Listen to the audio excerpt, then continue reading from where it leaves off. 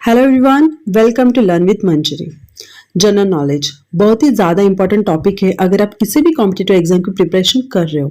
तो फ्रेंड्स, आज इस वीडियो में मैं आपके लिए जीके के टॉप 30 इंपॉर्टेंट क्वेश्चंस लेकर आई हूँ जो आपको काफ़ी हद तक आपके एग्जाम में हेल्पफुल साबित होने वाले हैं। तो चलिए बिना देरी के आज की स्पेशल वीडियो को हम स्टार्ट करते हैं। तो हमारा फर्स्ट क्वेश्चन है, who was the first Tirthankara of Jainism? Jain धर्म के प्रथम तीर्थंकर कौन थे? तो वो थे Rishabhnath, option B. Next, in which state is Akshardham temple located? Akshardham मंदिर किस राज्य में स्थित है? तो अक्षरधाम मंदिर गुजरात की राजधानी गांधीनगर यहाँ पे स्थित है। ठीक है, तो यहाँ पे आपका आंसर जाता है ऑप्शन डी के साथ, Gujarat. Next, which Indian has the distinction of presenting the budget 10 times for the government of India? किस भारतीय को भारत सरकार के लिए 10 बार बजट प्रस्तुत करने का गौरव हासिल हुआ है? तो यहाँ पे आपका आंसर जाता है ऑप्शन ए के साथ, मोरारजी देसाई। मोरारजी देसाई 1958 से लेकर 1963 तक देश के वित्त मंत्री रहे। आजाद भारत के इतिहास में अब तक सबसे ज्यादा बजट पेश करने का रिकॉर्ड उन्हीं के नाम पे है। Next, in ancient times during the Buddha period who was the ruler of Kapil vastu? प्राचीन काल में बुद्ध काल के दौरान कपिल वस्तु के शासक कौन थे? तो वो थे शाक्य, ऑप्शन ए। शाक्य वंश के राजा शुद्धोधन के ही पुत्र गौतम बुद्ध थे।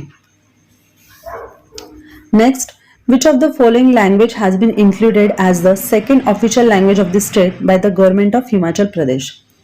निम्नलिखित में से किस भाषा को हिमाचल प्रदेश सरकार द्वारा राज्य की दूसरी आधिकारिक भाषा के रूप में शामिल किया गया है?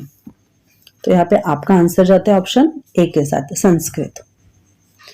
और इसका विधेयक कब पारित किया गया था? 2019 को। 2019 को यह विधेयक पारित किया गया था।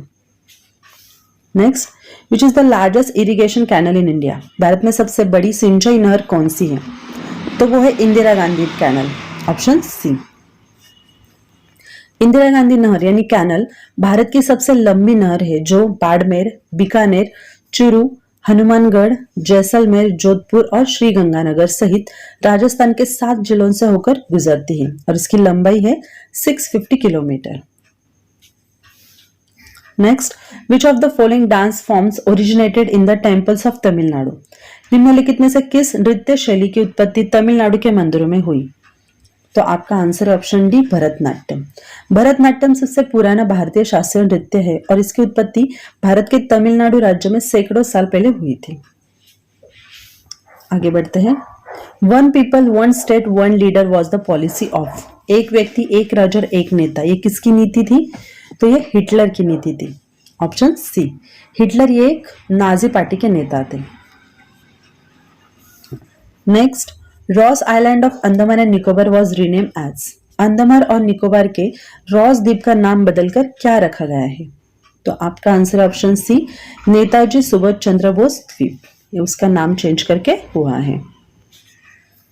Next, Shanti Swarup Bhatnagar prize is related to which field? Shanti Swarup Bhatnagar पुरस्कार किस क्षेत्र से संबंधित है? तो ये साइंस एंड टेक्नोलॉजी से संबंधित है, ऑप्शन बी। आगे बढ़ते हैं। Who among the following was the first English president of the Indian national Congress? निम्नलिखित में से कौन भारतीय राष्ट्रीय कांग्रेस के पहले अंग्रेज अध्यक्ष थे? तो वो थे George Yule, option A. Next question, who established the first printing press in India? Bharat में प्रथम प्रिंटिंग प्रेस की स्थापना किसने की थी? तो ये पोर्तुगीज ने की थी, ऑप्शन डी। और इसकी शुरुआत सबसे पहले गोवा से हुई थी, ये भी आपको याद रखना है।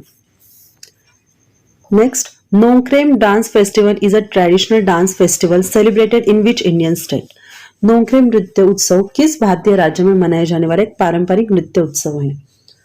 तो आपका आंसर जाता है ऑप्शन सी के साथ, Meghalaya.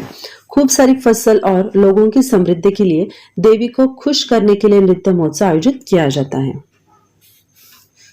Next, name the state with the longest coast line in India? Bharat में सबसे लंबी तट रेखा वाले राज्य के नाम बताइए। तो यहाँ पे आपका आंसर जाता है ऑप्शन सी, गुजरात। और इसकी लंबाई है 1600 किलोमीटर। ठीक है।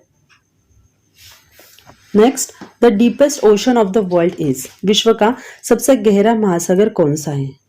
तो आपका आंसर जाता है ऑप्शन ए के साथ, पैसिफिक ओशन यानी प्रशांत महासागर। ये विश्व का सबसे बड़ा और सबसे गहरा महासागर है।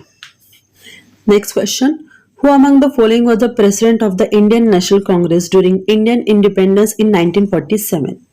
निम्नलिखित में से कौन 1947 में भारतीय स्वतंत्रता के दौरान भारतीय राष्ट्रीय कांग्रेस के अध्यक्ष थे? तो 1947 में भारतीय राष्ट्रीय कांग्रेस के अध्यक्ष जे.बी. कृपलानी थे और उन्हें आचार्य कृपलानी के नाम से भी जाना जाता था। ठीक है, जे.बी. कृपलानी, ऑप्शन सी।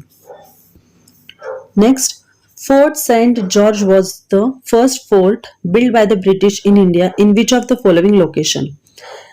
सेंट जॉर्ज भारत में अंग्रेजों द्वारा बनाया गया पहला किला निम्नलिखित में से किस स्थान पर स्थित है? तो आपका आंसर जाता है ऑप्शन सी के साथ, चेन्नई। और ये कब बनाया गया था? ये ईस्ट इंडिया कंपनी द्वारा 1640 में 1640 में चेन्नई में बनाया गया था।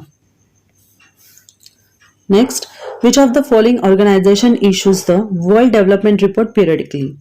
निम्नलिखित में से कौन सा संगठन समय समय पर विश्व विकास रिपोर्ट जारी करता है? तो वो करता है World Bank, option B. Next, which article of the Indian Constitution provide that no person shall be deprived of his life or personal liberty? तो भारतीय संविधान का कौन सा अनुच्छेद प्रदान करता है कि किसी भी व्यक्ति को उसके जीवन या व्यक्तिगत स्वतंत्रता से वंचित नहीं किया जाएगा? तो आपका आंसर जाता है ऑप्शन ए के साथ, आर्टिकल 21, अनुच्छेद 21। Next, who was the father of Russian revolution? रूसी क्रांति के जनक कौन थे? तो वो थे लेनिन, ऑप्शन ए। और उन्हीं के नेतृत्व में रूसी क्रांति के बाद 1922 में सोवियत संघ का गठन किया गया था। Next, in which year the partition of Bengal took place under the supervision of Lord Curzon? Lord Curzon की निगरानी में बंगाल का विभाजन किस वर्ष में हुआ था? तो वो हुआ था 1905 में, ऑप्शन बी। भारत में ब्रिटिश शासन के दौरान 1905 में बंगाल का विभाजन भारत के वायसरॉय लॉर्ड कर्जन द्वारा किया गया था और इससे बंगाल में और भारत के बाहर एक व्यापक आंदोलन हुआ था। इस आंदोलन को स्वदेशी आंदोलन के नाम से भी जाना जाता था। Next, who is the author of the book the Indian of my dreams? The India of my dreams इस पुस्तक के लेखक कौन है? तो वह Mahatma Gandhi, option D. Next question, When was the Planning Commission set up? योजना आयोग की स्थापना कब हुई थी? तो 15 मार्च 1950 को इसकी स्थापना हुई थी, ऑप्शन बी। योजना आयोग भारत सरकार का एक संस्थान था जिसमें अन्य कार्यों के बीच भारत की पंचवर्षीय योजना बनाई गई थी।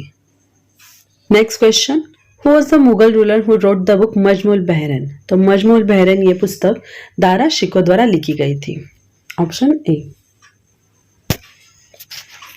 आगे बढ़ते हैं, which river flows through 10 countries? कौन सी नदी 10 देशों से होकर बहती है?